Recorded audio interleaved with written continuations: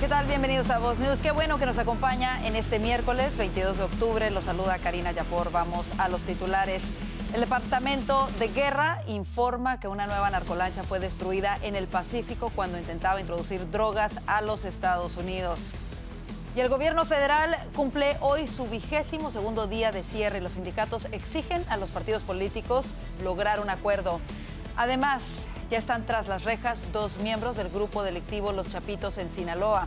Los detalles de esto y más en Voz News, que comienza ya.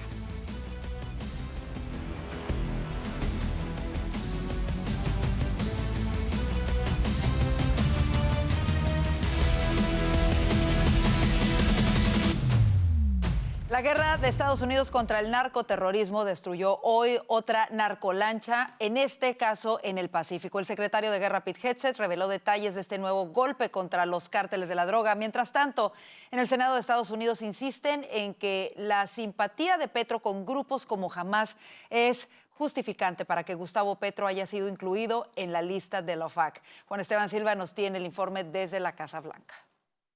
Karina, televidentes de Voz News, ¿qué tal? Los saludo desde la Casa Blanca. Mucha atención porque Estados Unidos llevó a cabo un nuevo ataque contra una embarcación de narcotráfico. Miren ustedes las imágenes, esta vez en el Océano Pacífico, frente a las costas de Sudamérica, cerca de Colombia. 8º ataque conocido desde que comenzó la ofensiva naval el pasado 2 de septiembre y el primero que ocurre fuera del Caribe.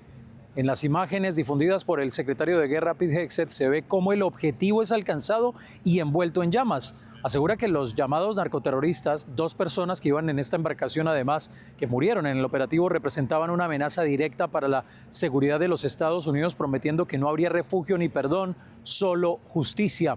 2 personas murieron, como les digo. Con este ataque ya son al menos 34 muertos en operaciones estadounidenses contra embarcaciones de narcotráfico en el Caribe y en el Pacífico. Una campaña que se había concentrado en el Caribe y que da un giro, la expansión al Pacífico, que por supuesto representa para la estrategia del presidente Trump una, solidez mayor para enfrentar a los carteles de la droga. A propósito, ayer en el Congreso de los Estados Unidos se llevó a cabo un debate muy interesante. Se había conocido cómo se piensa incluir al presidente Gustavo Petro en la lista OFAC del Departamento del Tesoro. Lo que no sabíamos hasta ahora es que se hablara en el Senado de los Estados Unidos de la supuesta cercanía, y digo supuesta porque es algo que está en investigación, pero lo ha mencionado el senador Bernie Moreno, de origen colombiano, de Gustavo Petro con Hamás, simpatía con Hamás, pero también la influencia de Hezbollah en el hemisferio occidental. Miren ustedes. Current president of Colombia, who will be replaced next year, thank God, is very oddly very pro-Hamas. And again, that's happened over the last 4 years under Petro. So the reality is when you've allowed a Middle East terrorist group to come in, it certainly plays well to be sympathetic to the same cause that they're sympathetic to. Would you not agree? I wouldn't say they let him in. They were there for a long time. Not at this scale, though. Not at this scale. Este ataque de ayer, como les digo, en contra del narcotráfico, se suma a una serie de operaciones en el Caribe que se vienen adelantando. Fuentes del Pentágono aseguran que esa guerra contra las redes de narcotráfico en el Caribe y ahora en el Pacífico va a continuar mientras persista la amenaza contra su territorio. Es la información desde la Casa Blanca. Para Voz News, Juan Esteban Silva. Pero el operativo militar de Estados Unidos en el Caribe para hacerle frente a las organizaciones narcoterroristas en la región va más allá de Venezuela y Colombia. Ayer, durante una reunión del caucus del Senado sobre el control internacional de narcóticos, senadores estadounidenses aseguraron que el régimen venezolano de Nicolás Maduro se ha convertido en un refugio seguro para Hezbollah, uno de los grupos terroristas más peligrosos del mundo, dándoles acceso a rutas de tráfico de drogas, documentos falsificados y una puerta de entrada al hemisferio occidental. En ese sentido, el ex coordinador de contraterrorismo del Departamento de Estado, Nathan Sells, hizo un llamado a más naciones latinoamericanas, especialmente a México y Brasil, a declarar a Hezbollah como organización terrorista. Pero aquí está lo preocupante para México. Marshall Billingsley, ex subsecretario del Departamento del Tesoro para Financiación del Terrorismo, aseguró que recursos ilegales del régimen de Maduro han financiado campañas socialistas en Latinoamérica. Aseguró que dinero de Venezuela entró a la campaña de Gustavo Petro en Colombia, pero también se envió a México y Brasil. Escuchemos. Key point here, when you look at the regime that has fostered the socialist plague that has spread across Latin America, it's the Venezuelans. It's corrupt, dirty Venezuelan money that underwrote the Petro campaign. They funneled money into Mexico. They funneled money into Brazil.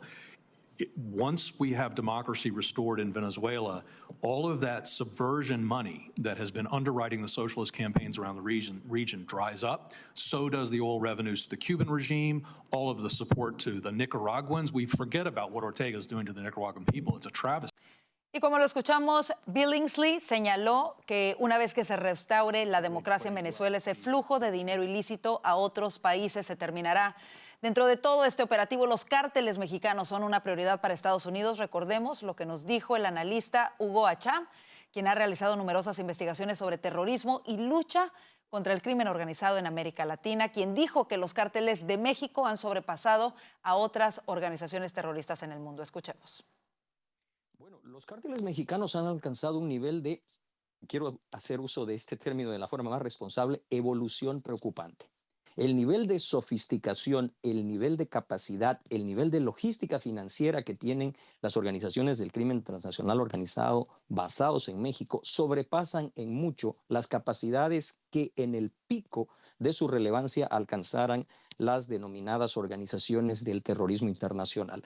Creo que en ese sentido es una situación coherente el haberlas definido hoy en el marco de la orden ejecutiva del 20 de enero del 2025 y la nueva política de defensa del Departamento de Guerra de los Estados Unidos como la amenaza más significativa, reitero, a la seguridad estratégica de los Estados Unidos y a la vida de sus ciudadanos. Y finalmente, en 30 segundos, ¿cómo ve usted la cooperación del gobierno mexicano para luchar en contra de estos cárteles?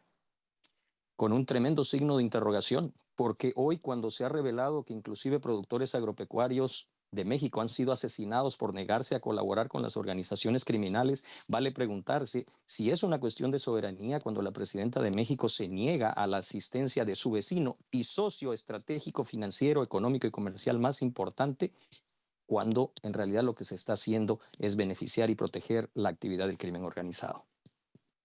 Así las cosas sobre este tema, estaremos pendientes de la cooperación del gobierno de México en estos operativos. Vamos a otras cosas. A 15 días de las elecciones por la alcaldía de la ciudad de Nueva York, esta carrera está entrando en la recta final.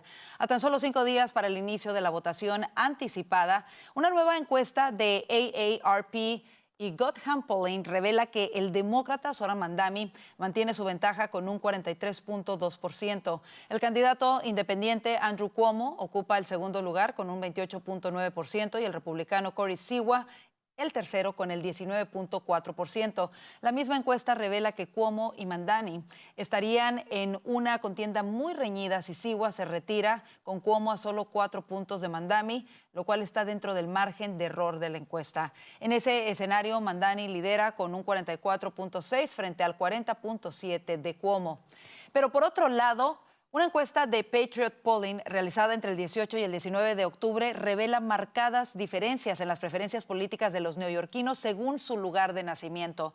Entre los nacidos aquí en los Estados Unidos, Andrew Cuomo lidera con un 40% de apoyo, seguido por Zohran Mamdani con un 31% y Corey Siwa con un 25%. Sin embargo, entre los neoyorquinos nacidos en el extranjero, el panorama cambia drásticamente. Mamdani encabeza con un contundente 62%, mientras Cuomo obtiene el 24% y Siwa apenas el 12%. Estos resultados reflejan una polarización creciente en el electorado neoyorquino, donde el origen de los votantes parece influir significativamente en sus preferencias políticas. En más información, sindicatos y organizaciones laborales ya han comenzado a exigir al Congreso una solución inmediata al cierre del gobierno que afecta a miles de trabajadores. Sin embargo, las negociaciones entre ambos partidos siguen estancadas. Vanessa Vallejo nos cuenta los últimos detalles desde la capital del país. Empieza la tercera semana de cierre del gobierno y aunque la presión aumenta con miles de empleados federales que no están recibiendo sueldo y que exigen una salida a esta situación, las negociaciones en el Congreso están completamente estancadas. Hoy, como todos los días, el liderazgo republicano en la Cámara de Representantes dio una actualización. El speaker Mike Johnson insistió en que la negociación sobre la salud no se puede hacer a la ligera. Veamos lo que dijo. Republicans cannot and will not solve it in a backroom deal. Chuck Schumer has been suggesting that 4 leaders should go into a smoke-filled back room like they used to do in the old days and create this solution. It's not a possible thing to do. It was never appropriate. It's not possible to put on a continuing resolution because it's such a complex issue. Issues of this magnitude deserve deep thought and deliberation. That's how this system works here. And as soon as Chuck Schumer reopens the government, all of our members will have an opportunity to engage in the very important discussion of how to make Obamacare affordable. Pero los demócratas insisten en que quieren una negociación rápida y antes de que se abra el gobierno. Miren esta respuesta del senador demócrata Chuck Schumer al respecto. Leader Schumer, leaders in his office to negotiate on the Affordable Care Act with you if you reopen the government. Why won't we take the deal? The bottom line is that's no deal. That's a partisan plan that leaves the American people high and dry. And they've asked us for 45 days and 45 days and 45 days. When they say another 45 days, later to them means never. We have to get them to the table and negotiate with us now. Ayer en la noche los demócratas intentaron llamar la atención y protestar con un largo discurso en el Senado. El senador Jeff Merkley, demócrata de Oregon, comenzó un discurso en el Pleno del Senado alrededor de las 6:21 de la tarde y duró más de 15 horas hablando. Durante su largo discurso, el senador culpó a los republicanos por el cierre y denunció lo que los demócratas llaman conductas autoritarias del presidente Donald Trump. Y en medio de esta situación, pues cada vez más trabajadores se ven afectados. Por ejemplo, más de 60,000 trabajadores de seguridad aérea se encuentran desempeñando sus funciones esenciales sin recibir salario. Este grupo incluye a más de 13,000 controladores de tráfico aéreo y alrededor de 50,000 agentes de la Administración de Seguridad en el Transporte. Y a pesar del cierre, pues estos trabajadores continúan operando en aeropuertos y torres de control para garantizar la seguridad y el funcionamiento básico del sistema aeronáutico del país. Pero sindicatos y organizaciones laborales ya han comenzado a exigir al Congreso una solución inmediata, alertando que prolongar esta crisis no solamente pone en riesgo la situación financiera de miles de familias americanas, sino también la seguridad aérea nacional. Sin embargo, a pesar de esta situación tan difícil en el Congreso, las cosas no parecen anunciar una salida pronta a este cierre del gobierno que ya se ha convertido en el segundo más largo de la historia. Gracias, Vanessa, por ese reporte. En otros temas, el vicepresidente J.D. Vance se reunió hoy miércoles en Jerusalén con el primer ministro israelí Benjamín Netanyahu para discutir los retos del alto al fuego en Gaza. Vance advirtió que desarmar a Hamás y reconstruir el enclave palestino será una tarea compleja, pero esencial para garantizar la seguridad de Israel. Durante la conferencia de prensa conjunta, Vance destacó la necesidad de mejorar las condiciones de vida en Gaza sin permitir que Hamás vuelva a representar una amenaza. La visita, la primera de Vance a Israel desde su elección, busca reforzar el acuerdo de cese al fuego firmado el 10 de octubre y respaldar los planes de reconstrucción impulsados por el presidente Donald Trump. Netanyahu, por su parte, habló sobre una nueva visión para el día después del conflicto, incluyendo propuestas para el gobierno civil y la seguridad en la región.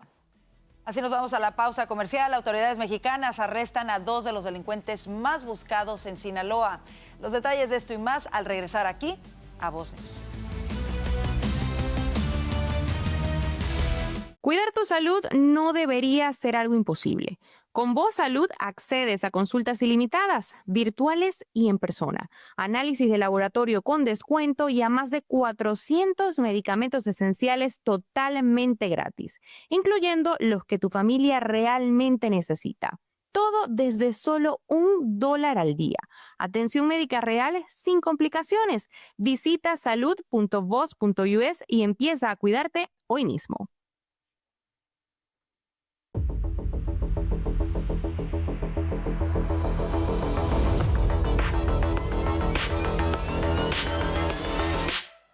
Escuche esto, desde el 10 de octubre, cuando se anunció el Premio Nobel de la Paz otorgado a la líder opositora María Corina Machado, las fuerzas represoras del régimen de Maduro han respondido con una nueva ola de detenciones que son calificadas por diversas organizaciones como arbitrarias.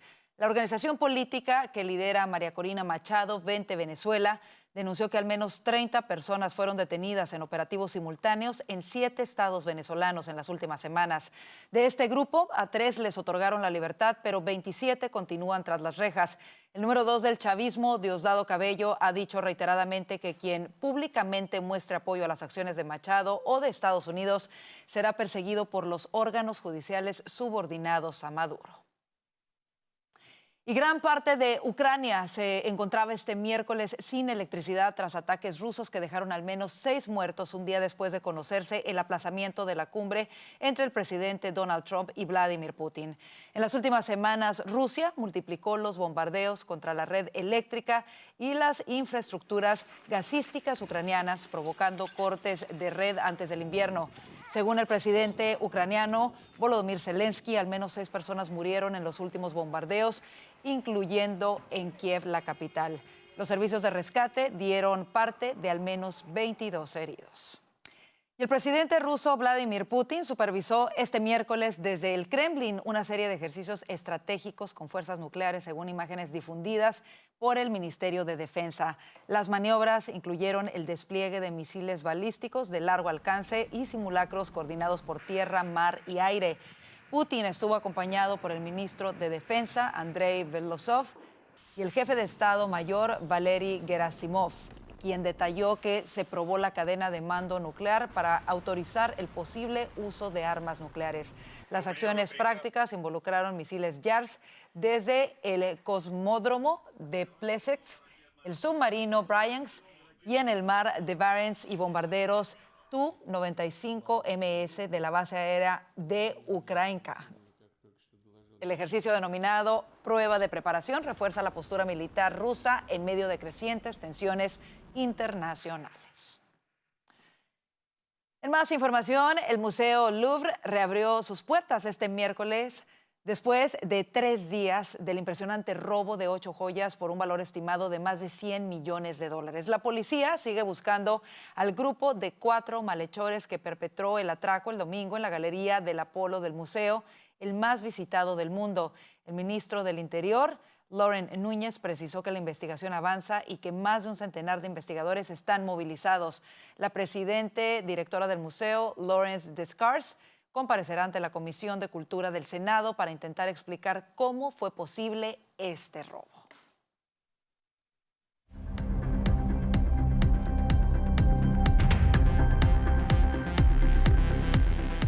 Las autoridades mexicanas confirmaron el arresto de José Manuel Álvarez García, el Mono Canelo, y Juan Carlos El Chango, presuntamente ligados al grupo delictivo Los Chapitos en Sinaloa. Omar García Harfuch, titular de la Secretaría de Seguridad y Protección Ciudadana, informó que Luis Ezequiel Rubio Rodríguez, alias El Morral, perdió la vida en este operativo de seguridad al enfrentarse a las autoridades policiales. Por su parte, José Manuel Álvarez, considerado uno de los principales generadores de violencia en Culiacán, tenía como funciones la coordinación de homicidios, reclutamiento de sicarios y ataques contra grupos rivales. Su célula operaba bajo las órdenes de Iván Archibaldo Guzmán Salazar, líder de Los Chapitos, según informaron medios locales.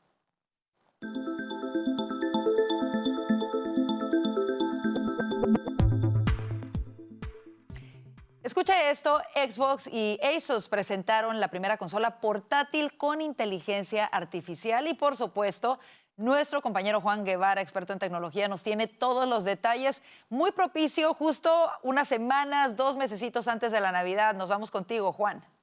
Mi querida Karina, te saludo desde Now Media Radio y bueno, ¿qué es lo que sucedió? Venimos llegando de Nueva York a cubrir una exclusiva para Voz News. ¿Y qué fue lo que pasó? Bueno, lo que pasó es que se lanzó la nueva consola Xbox portátil de videojuegos que además ya tenemos aquí en exclusiva para Voz. ¿Qué es esta consola? Bueno, esta consola se llama la ROG o ROG Ally y la Ally X. Y esto es una revolución prácticamente para todas las personas que son amantes de los videojuegos. En pocas palabras, todas las personas que tengan un Xbox van a poder ahora utilizar una consola portátil como esta, que prácticamente es un Xbox portátil con inteligencia artificial que les va a permitir jugar desde donde sea. con quien sea. Y además, bueno, se puede jugar sin conexión en línea y se puede jugar ya sea con otras personas. Así que me parece un lanzamiento muy importante de Asus y de Microsoft que hicieron posible esta ROG Ally X. Y en base a esto tuvimos una exclusiva con Whitson Gordon, quien es el director de contenido de Asus. Aquí la tenemos. Hoy mostramos la familia de dispositivos portátiles, ROG Xbox Ally, en todo su esplendor. Bien, ¿y por qué es tan importante desarrollar? Esto es realmente emocionante porque las personas que tradicionalmente juegan en PCs o Xboxes ya tienen eso cubierto en la sala de estar o en su escritorio, pero lo que realmente necesitan es una forma de jugar esos juegos en la carretera, ¿verdad? Y este dispositivo portátil les permite hacer eso. Literalmente, lo recoges, lo enciendes y arrancas directamente en una interfaz que recuerda a la de Xbox. Y puedes retomar tus juegos justo donde los dejaste en tu Xbox o tu PC. ¿Puedes jugar sin conexión? Sí, absolutamente puedes jugar sin conexión. Estás en un avión, en un tren, pasando por una zona sin señal. Puedes seguir jugando sin interrupciones. Aunque estos están diseñados para ser fáciles de usar, como una consola Xbox, siguen ejecutando una versión completa de Windows 11 en su interior. Con un par de toques, puedes estar en el escritorio de Windows haciendo cualquier cosa que harías en una PC normal y puedes conectarlo a un monitor con un ratón y teclado. Increíble. Y es una PC completa justo frente a ti. Lo que puedo decir es que ambos dispositivos fueron construidos teniendo en cuenta la duración de la batería. Tienen procesadores ultra eficientes, baterías grandes. Están diseñados para horas de juego, pero dependiendo del juego que juegues, puedes bajar el modo de rendimiento y jugar por aún más tiempo.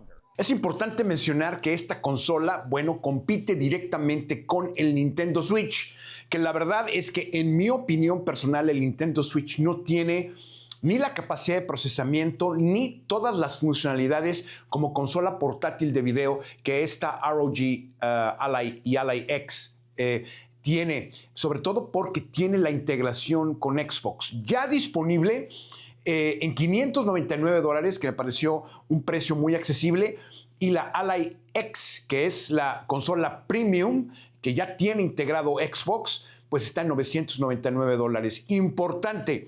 Para la gente que produce contenido, esta consola se le puede conectar una pantalla, se le puede conectar un mouse, se le puede conectar un teclado y esta misma consola portátil le sirve perfectamente bien para editar videos en donde ustedes quieran. Tiene la capacidad de procesamiento para editar y producir contenido. Así que me pareció un lanzamiento muy importante que traemos aquí en exclusiva para Voz Media. Así que regresamos contigo al estudio. Gracias, Juan, por esta información. Quédese con nosotros. Nos vamos a una pausa, pero ya volvemos con el panel de Voz News.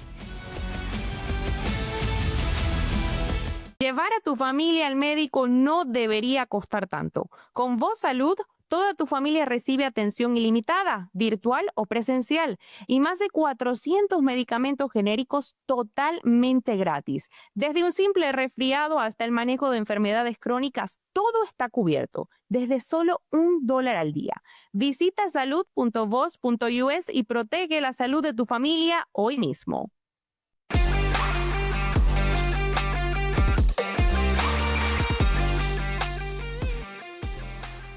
El día de hoy, el secretario de Guerra Pete Hegseth dio a conocer que Estados Unidos destruyó una nueva narcoembarcación ahora en el Pacífico. Por otra parte, senadores y funcionarios estadounidenses declararon durante una reunión del caucus del Senado sobre el control internacional de narcóticos que el régimen venezolano de Nicolás Maduro se ha convertido en un refugio seguro para el grupo terrorista Hezbollah y que ha financiado campañas socialistas en Sudamérica.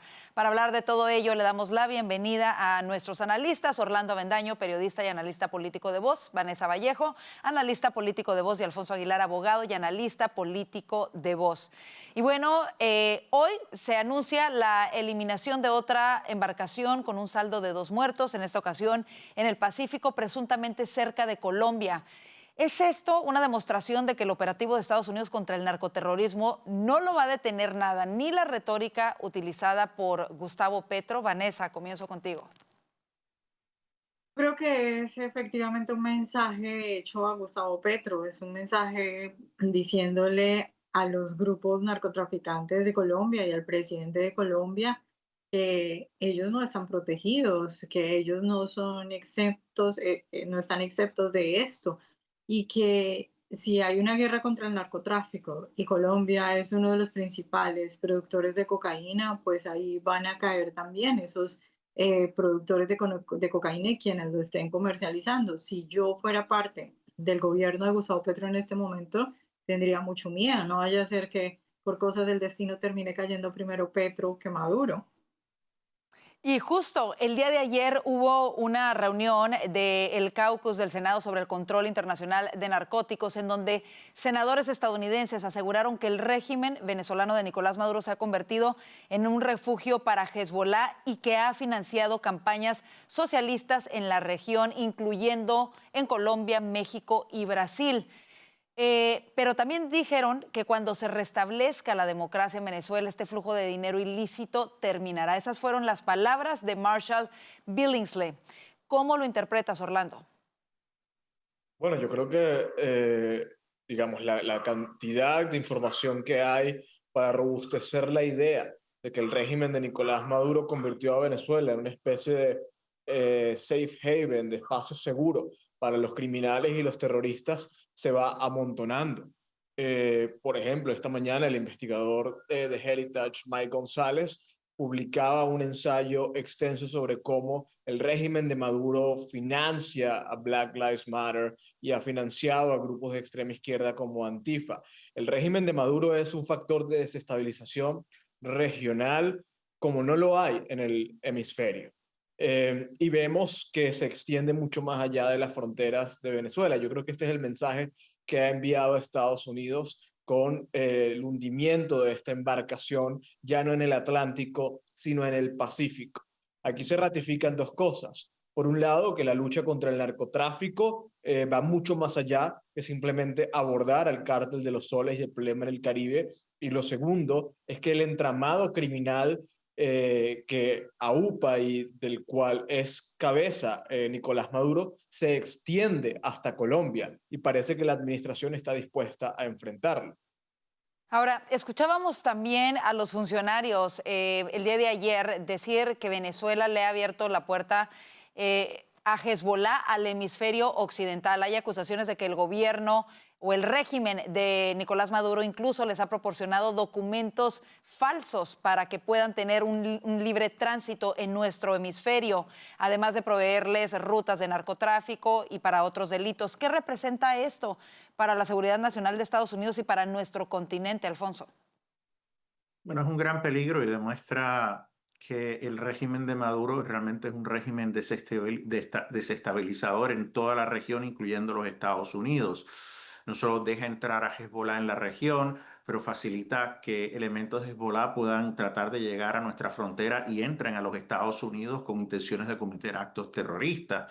O sea que no solo está promoviendo el tráfico de drogas, pero también promoviendo a elementos terroristas que buscan hacerle daño a Estados Unidos.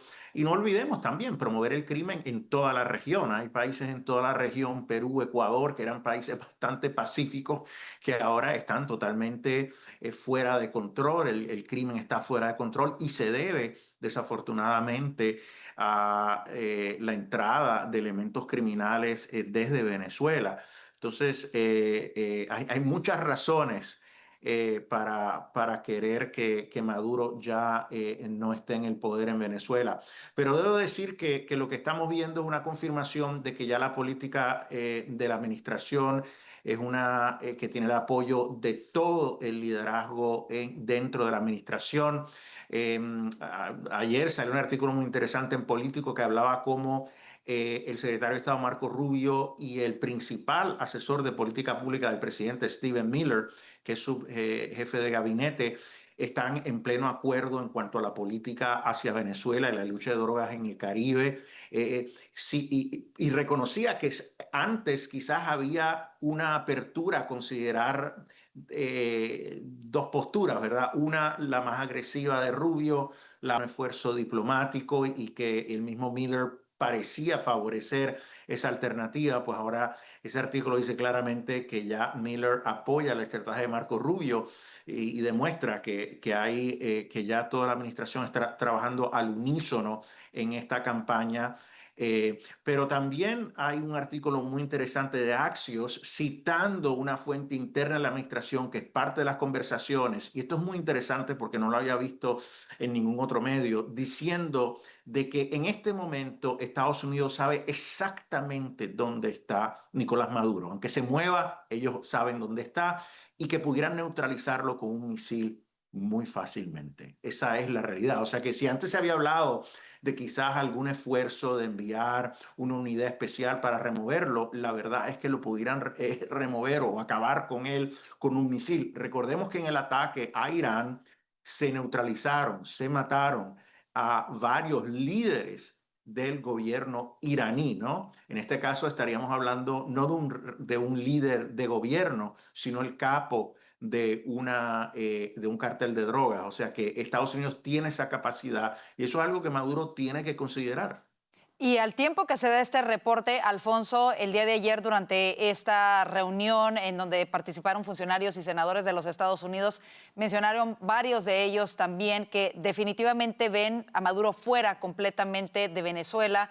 Muchos de ellos dicen que no ven que termine el año con él ahí todavía, así que coincide de alguna manera la información que está surgiendo por diferentes blancos y vamos a seguir muy atentos a ello. Vámonos al siguiente tema que es también importante porque el cierre de gobierno entra en su 22º día hoy y los estragos se están sintiendo en áreas fundamentales como la seguridad de los estadounidenses.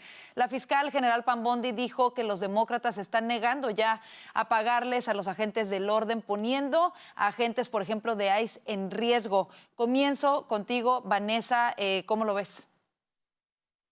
Pues es una situación muy difícil para miles de personas, empleados federales, sus familias que no tienen dinero, pero yo creo que a estas alturas ya es evidente que no solo es una situación difícil para las familias, sino en general que puede afectar incluso la seguridad del país, porque sí, efectivamente hay personas que son necesarias para la seguridad del país, por ejemplo, el tema de los controladores aéreos, eso implica seguridad nacional. Si no tenemos gente que esté pendiente o gente que incluso puede estar doblando turnos porque hay otros que no están yendo o hay otros que van a empezar a retirarse de sus trabajos y a buscar trabajos en los que sí les paguen. Y pues si llega a suceder algún accidente, pues aquí la culpa, claro, la culpa sería digamos que intelectualmente quienes están manteniendo el gobierno cerrado y están ocasionando todo este tipo de perjuicios, ya digo, a las familias, pero en general también a la seguridad nacional. Bueno, este ya es el segundo cierre de gobierno más largo en la historia.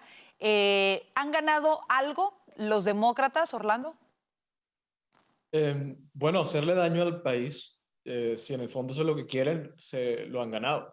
Hacerle daño al país, hacerle daño a la fuerza pública, hacer el país mucho más vulnerable, mucho más inseguro, a poner en riesgo la integridad de los americanos. Eso es lo que han ganado los demócratas, que parece que es su agenda. Es decir, parece que deliberadamente eso es lo que quieren provocar. Ahora, en cuanto a puntos políticos, rédito político, yo creo que no han ganado nada.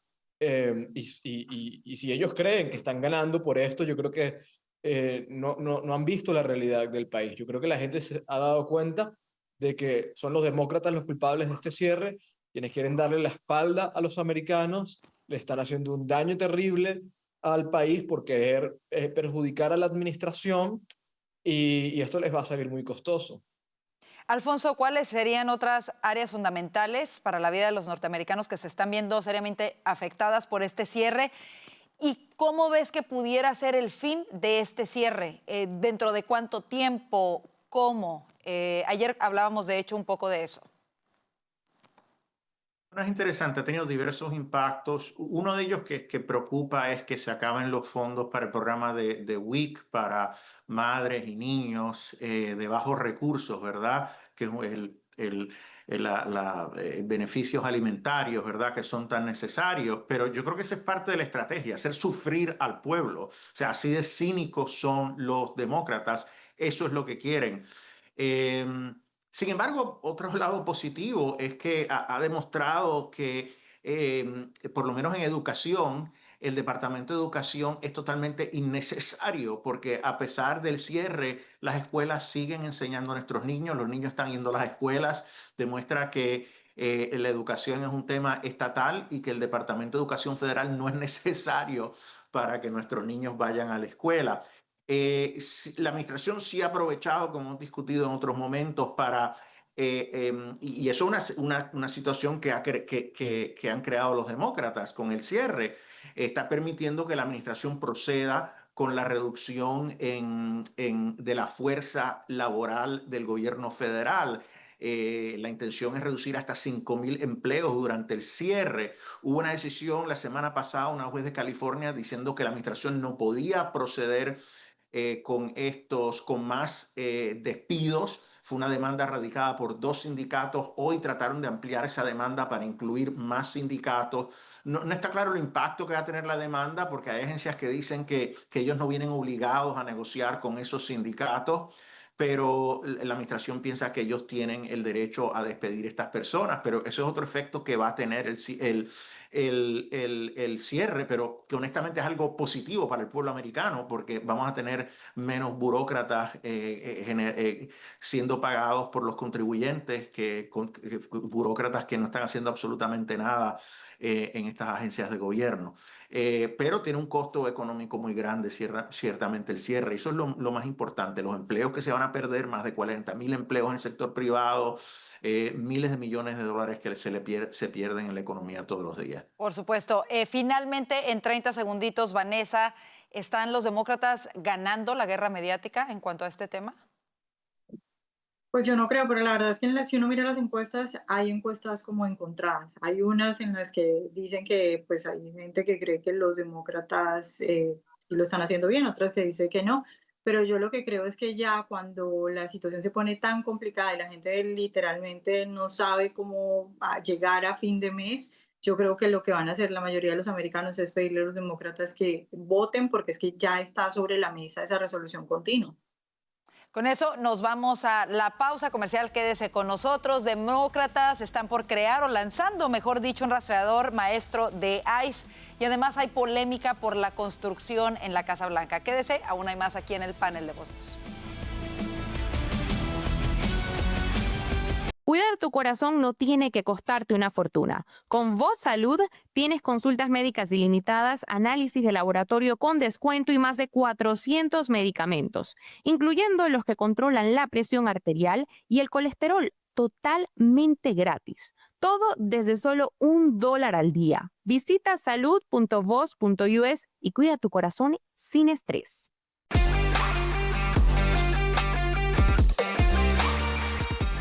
Congresistas demócratas están lanzando un Master ICE Tracker o rastreador maestro de ICE para vigilar a los agentes federales que buscan detener a inmigrantes en todo el país.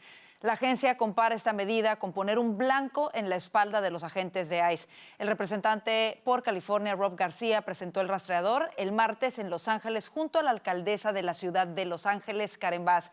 Regresamos con nuestros analistas para hablar de esto. Y es curioso porque justo hace unas semanas Pam Bondi había anunciado que Meta había bajado grupos de Facebook en donde se discutía precisamente la ubicación, las identidades de estos agentes. Sabemos que los ataques en contra de agentes e incluso en contra de centros de detención se han multiplicado demasiado en todo el país. Y bueno, ahora vemos esta iniciativa. ¿Representa este rastreador de ICE una amenaza directa a la seguridad operativa de los agentes federales, como lo advierte el Departamento de Justicia, o es una herramienta legítima de supervisión gubernamental? Comienzo contigo, Alfonso. No, definitivamente es algo impensable, es insólito. Nuevamente los demócratas se están alineando con los criminales y no con la ciudadanía. Sabemos, hay evidencia clara, concreta, de grupos militantes de izquierda que, como tú decías, tienen como blanco a los agentes de ICE para tratar de asesinarlos o hacerles daño. Hemos visto manifestaciones violentas en donde grupos atacan a agentes de ICE cuando están llevando a cabo un operativo. O sea que el publicar en la página de Internet de una manera centralizada todos los movimientos de ICE ayudaría efectivamente a decirle a los criminales, a los que le quieren hacer daño a los agentes, dónde está ICE. Entonces es increíble lo que ellos están haciendo. O sea, demuestran que para adelantar su agenda política son capaces de hacer cualquier cosa, incluso poner en riesgo la seguridad de los agentes de ICE. Sería terrible que suceda, que ellos faciliten un crimen, ¿verdad? Que eso lleve a que una persona se entere de esa manera y vaya y asesine a un agente de ICE. No sé si incluso tendrían ahí algún tipo de responsabilidad criminal. Y hay que ver también si generalmente es ilegal, si el ofrecer esa información pública de dónde se están llevando a cabo operativos pudiera ser una forma de obstruir la responsabilidad federal que tienen los agentes de ICE de detener y remover personas ilegales. Entonces, yo creo que se la están jugando fría, puede haber consecuencias legales, pero sí yo decir, principalmente esto pone en riesgo la seguridad de los agentes de ICE. Y no solamente... Otra conducta cínica de los demócratas. Y no solamente pone en riesgo la seguridad de los agentes de ICE, pero de los mismos migrantes que están siendo detenidos. No olvidemos que hace unas semanas en Dallas hubo un ataque en contra de un centro de detención de ICE en el que resultaron heridas 3 personas, los 3 migrantes, y 2 de ellos fallecieron precisamente en este ataque. Orlando, ¿cómo puede esto impactar de alguna manera el ánimo de los agentes de ICE para llevar a cabo su trabajo, sabiendo que realmente se están jugando la vida y que ahora hay funcionarios que están facilitándole a personas su ubicación, en dónde están y poniéndolos más en riesgo? Bueno, esto es un despropósito. Por años los demócratas han acusado al Partido Republicano de fascista, de autoritario, de perseguir a la disidencia, y esta es una de las peores prácticas, las prácticas más fascistas que yo había visto, y en este caso no viene por parte del gobierno federal, sino es una iniciativa de gobiernos locales y de los demócratas. Es decir, esto es una demostración de que se puede realmente implementar prácticas totalitarias, no desde el gobierno federal, y es lo que hoy están haciendo contra los agentes, que lo que tratan es simplemente de resguardar a los americanos. Ahora, yo creo que esto debería darles más fuerza. Esto es una ratificación de que su trabajo está bien hecho, de que ha generado reacciones que hablan bien del trabajo, que han puesto en pánico a los criminales y a los demócratas, que hoy parece que están en el mismo bando. Así que yo creo que la administración tiene que redoblar los esfuerzos, continuar, tiene que impugnar esto. Yo creo que esto debería tener consecuencias. Esto a todas luces pues debería ser ilegal. Esto no tiene sentido. Poner un rastreador a alguien para satanizarlo, para perseguirlo, eso es aberrante, y yo creo que tiene que enfrentarse con todo el peso de la ley, con toda la fuerza política, y los agentes del ICE tienen que continuar en su misión.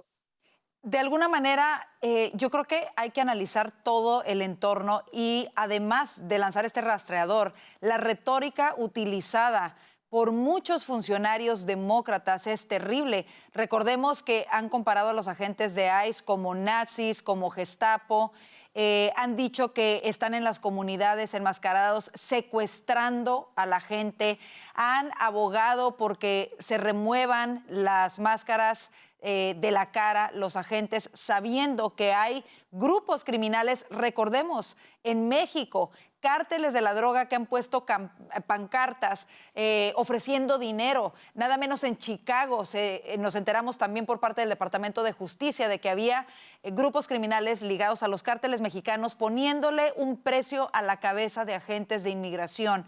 ¿Se está creando de alguna manera el entorno para que se den estos ataques y sean ataques efectivos, Vanessa? ¿Cómo lo ves?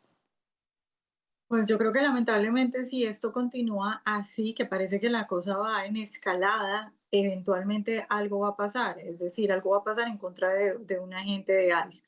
Lo que está diciendo el representante Robert García es que ellos planean seguir los casos confirmados de mala conducta de ICE eh, y de cómo pueden poner en riesgo la vida de ciudadanos americanos. Es decir, hay que ver cómo ellos van a desarrollar eso, qué información van a poner. Si es información pública, pues no habría ningún problema, pero más allá de la línea legal de qué se puede hacer y qué es ilegal, evidentemente están creando toda una narrativa de de presentar a los agentes de ICE como malvados, como personas muy malas, y aquí pueden haber diferentes desarrollos que ninguno quiere. Por ejemplo, hemos visto las imágenes en Nueva York y acá en DC también ha pasado. Y en otras partes, como en California y en Chicago, lo hemos visto también de agentes de ICE cuando están haciendo sus operativos, que llega como la gente que va pasando por ahí y se interpone en los operativos de ICE. El Departamento de Homeland Security ha dicho que aquellos americanos que interfieran y que sobre todo hagan algo en contra de un agente de ICE pueden terminar recibiendo cargos. Entonces, aquí yo lo que veo es que los demócratas están creando un clima en el cual efectivamente se crean unas especies como de pequeñas guerras civiles diciéndole a los americanos que si son buenos ciudadanos, cuando vean a un agente de ICE tienen que intervenir, y eventualmente si el Departamento de Justicia termina poniendo cargos contra americanos que hagan esto, yo creo que, digamos, la polarización y el nivel de crispación y de odio va a ser mucho más alto y puede terminar en cosas que pues nadie quiere en este país, y todo esto por los demócratas que sacan este tipo de iniciativas. Rápidamente, antes de irnos al siguiente tema, Alfonso, ¿cómo se podría encontrar un balance entre a lo mejor tener transparencia en las acciones que lleva a cabo ICE y por la otra parte en que se cumplan las leyes migratorias? Nos enterábamos también la semana pasada de que se arrestó a un sujeto que participó en los ataques del 7 de octubre contra Israel y vivía prácticamente libremente en Luisiana. Hay personas y hay migrantes que verdaderamente son una amenaza para los Estados Unidos, que tienen historial delictivo. Hay otros que no tienen historial delictivo, que desafortunadamente están pues también siendo detenidos y removidos porque no cuentan con un estatus migratorio. Pero ¿cómo se puede encontrar un balance en esos dos temas que al parecer pesan tanto hoy en día aquí en nuestro país?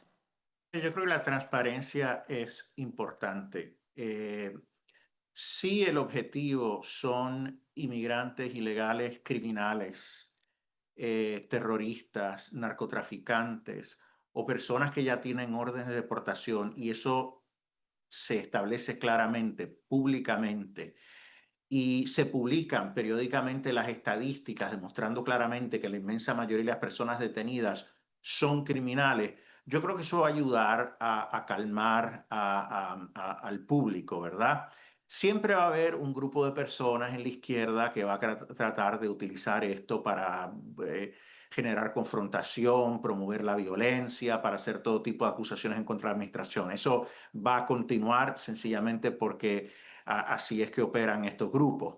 Pero yo creo que sí ayudaría una mayor claridad de parte de la administración sobre cuáles son los objetivos de estos operativos y que hagan públicas las estadísticas para que demuestren al público si efectivamente la mayoría de las personas que están deteniendo son criminales. Definitivamente creo que aquí algo muy importante y clave ha sido la retórica, porque este tipo de operativos, incluso con personas que no tenían historial delictivo, se vieron bajo la administración Obama en números abrumadores.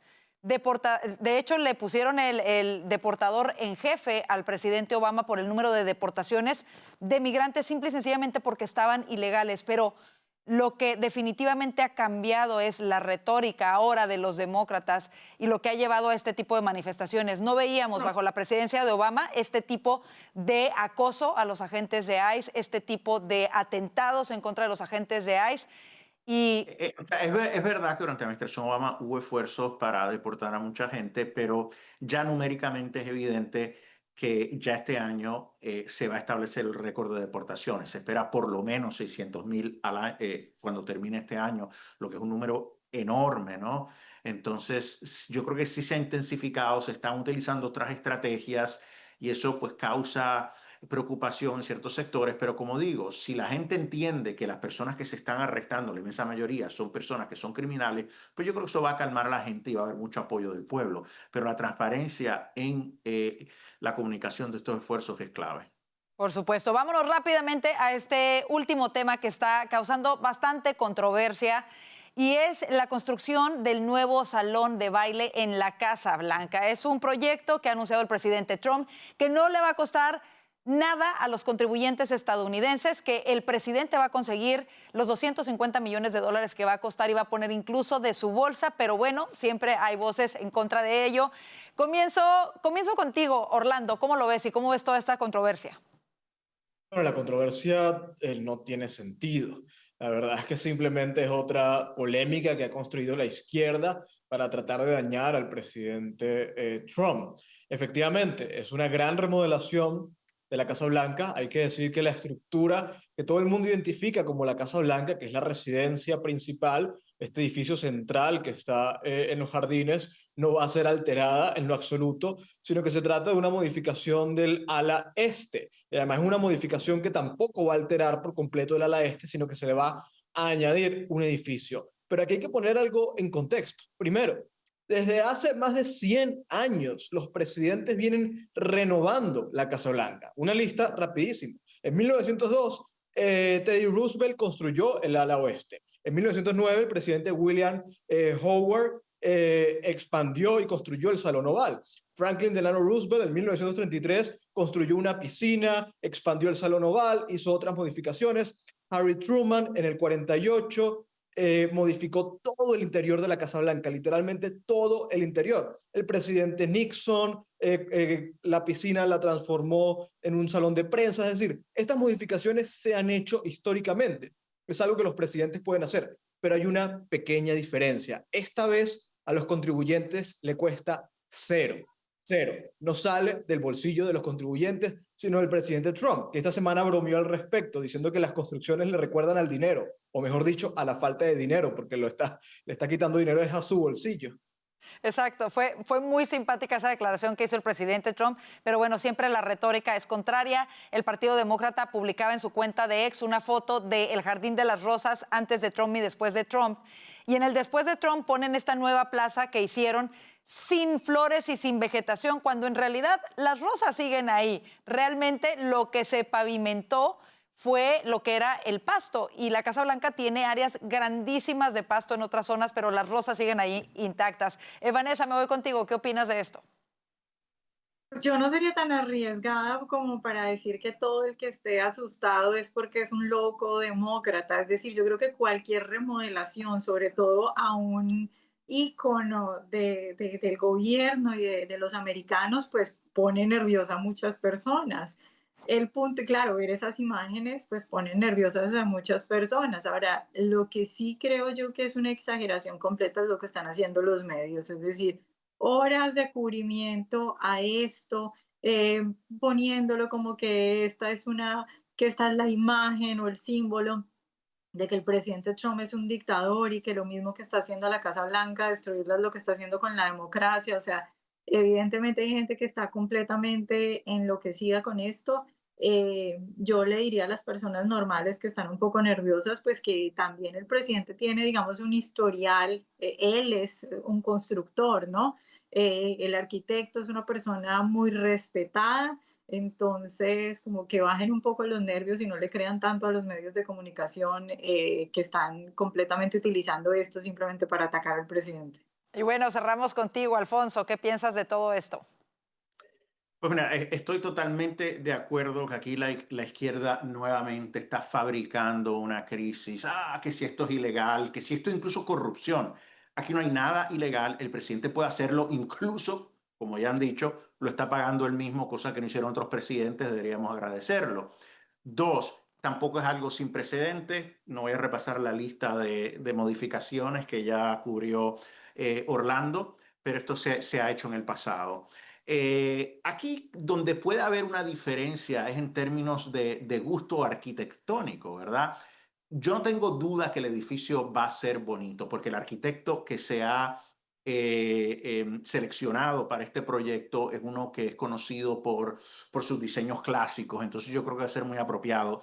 Yo creo que quizás donde puede haber diferencias de opinión legítimas es sobre la magnitud del proyecto, porque estamos hablando que este ballroom, este salón, es de una estructura de 90,000 pies cuadrados. La Casa Blanca es una estructura, lo que es la casa, la residencia como tal, son 55,000 pies cuadrados. Entonces, hoy salió el National Trust for Historic Preservation, que es como la agencia federal que vela por la preservación de lugares históricos, que dice que el nuevo ballroom, esa nueva estructura, pudiera opacar el edificio central de la Casa Blanca. No es que la estructura vaya a ser fea, pero pudiera opacar el edificio central. Las otras modificaciones que se han hecho en el pasado quizás han sido más discretas, más acorde para tratar de no afectar esa estructura central de la Casa Blanca. Tenemos, ¿verdad?, el West Wing, el East Wing, el ala este, el ala oeste, que están a cierta distancia, pero esto es una estructura bastante grande, entonces quizás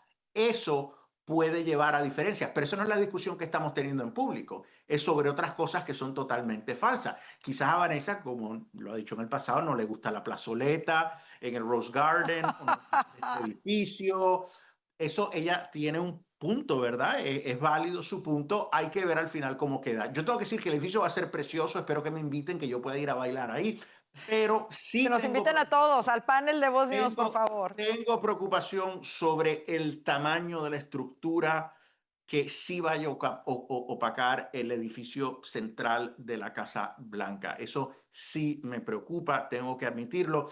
La plazoleta no, el salón quedó precioso, hay rosas todo alrededor, se puede pasar súper bien. Antes, cuando había eventos ahí, se tenía que hacer sobre el césped, uno podía caerse. Los tacones se hundían ahí en el césped, imagínate. Exacto, las mujeres pues no podían ir en tacones, ¿verdad? O sea, era todo un desastre. Ahora se ve precioso, muy bien hecho, con mucho gusto.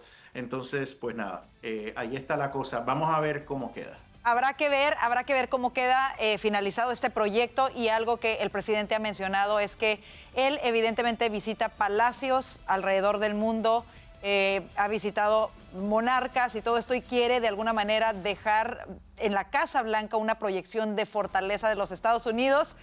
Se ríe Alfonso, yo solamente estoy transmitiendo lo que dicen. Yo sí creo que el presidente tiene obsesión con los ornamentos dorados, creo que sí se le está pasando la mano. No sé si es que proyecta fortaleza, Alfonso, eso es lo que dicen. Pero bueno, se nos terminó el tiempo, como siempre un gustazo tenerlos con nosotros. Gracias Alfonso Aguilar, Vanessa Vallejo y Orlando Avendaño. Gracias a ustedes por su confianza, queremos invitarlos a seguirnos en nuestras redes sociales, aquí están en pantalla, y muy importante, vaya a nuestro canal de YouTube, @VozMedia, y suscríbase para que no se le pase ningún contenido que tenemos para usted. Que tenga una excelente noche y si Dios lo permite, le esperamos mañana. Bendiciones.